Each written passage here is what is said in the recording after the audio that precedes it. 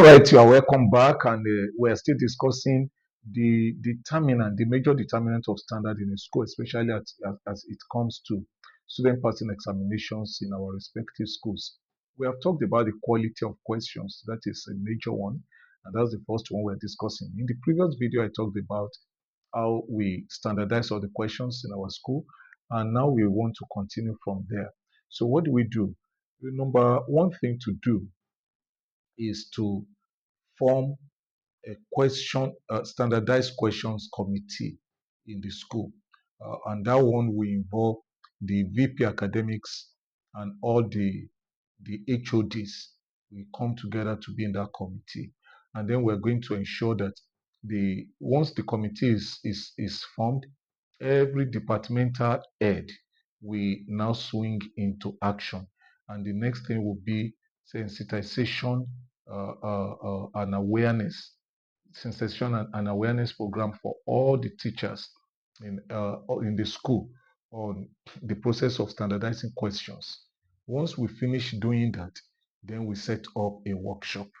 It is in that workshop that every department will now break into uh, into on departmental basis. Now we have the languages, we go on their own. Mathematics department will be on their own, the arts, the commercials, the sciences. And what are we going to do? We now say list out all the topics that we want to teach this term. Maybe in in in mathematics that we have been using as case study.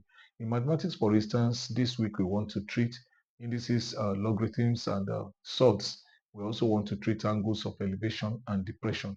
We want to treat probability. We want to treat statistics. We want to treat set theory. We want to treat longitude and latitude. We want to treat bearing. We want to treat graph. We want to treat solutions of quadratic equations. So we write out all the topics. After writing out all the topics, we now begin to take the topic one after the other. And now the teachers will now set out looking for the past questions on each of these topics.